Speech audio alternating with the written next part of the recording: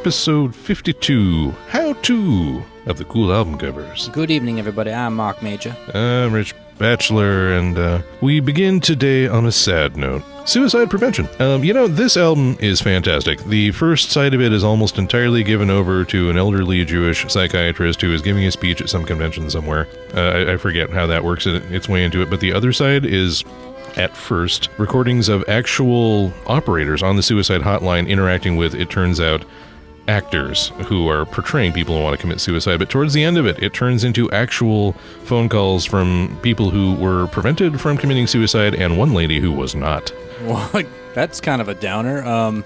Especially the psychiatrist talking. Is there any famous actors that went on to get movie roles? Is like a young Bobby De Niro doing any of these characters? Have you done any research on this? I have not, although that sure would be great, because the actors, whoever he is awful. It's just like, should a person just give up entirely because he's a bum on Skid Row, or, Oh, it's one of those where they're like, no, we'll punch it up to a drama level. And, by the way, in case you were feeling sad and crying while on your rotary phone, you should look around and notice the beauty of the world God has given you, filled with abstract shapes and colors. And for some reason, the word suicide prevention is printed on the wall right next to you. I'm not sure why that is. She's on the phone. She's like, the acid's really kicking in. Oh, God. So, do you see it too?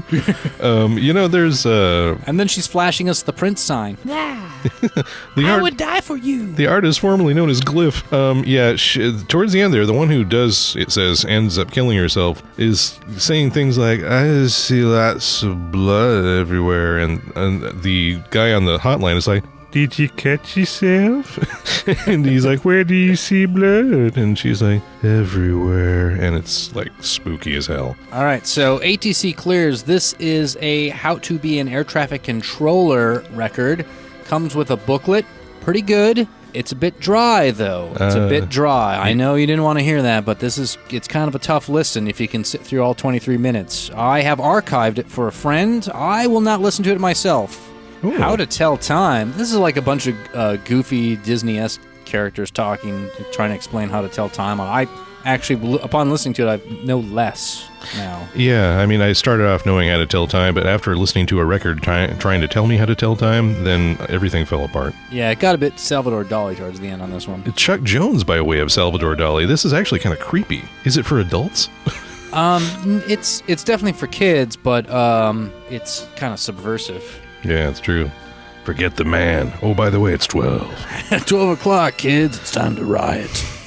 Oh, this is a great one. This is how to play bongos, or really any Latin percussion, and plenty of examples. The guys who give the instructions are that sort of like 50s square top with glasses, the kind of, very Dick Van Dyke Show looking guys. I know. Not exactly what you'd call hepcats, but they they're not bohemians, they're not hippies, they're very much squares and suits, and yet they can tell you how to play bongos. Yeah, that's his coolest cardigan, and that he's wearing, and it's, are you bored and living in America? Let's play bongos. Let's play bongos, kids. The Beer and Bongos Day. We're getting a little bit of, I don't know, we're kind of making the neighbors look at us funny. God, there must have been a great demand for bongo players for like a half a month for them to put this album out. Yeah, it's true. And whatever record label you've never heard of, wasted a lot of time and a lot of money pushing this one, I bet. It comes with a book, too. You're damn right it does. Maybe I'll post pictures, maybe I won't. It's instructional. And our last one here, this is pretty awesome, too. This is an actual says how-to on it. Here, how to touch type. Yeah, I've never known how to touch him, and now I know how to touch type and how to read things. Cover has a bit of a William S. Burroughs naked lunch thing going on with the typewriter. It's true, and also not her hands. And then how about the, what should we set the typewriter on? Like, I got some black drape in the car. It looks like blue velvet to me. Wait a minute. And I still can see blue velvet. No, you mistyped that, Hands. I was like, oh, I'm sorry. She's overseeing the typing of the disembodied hands.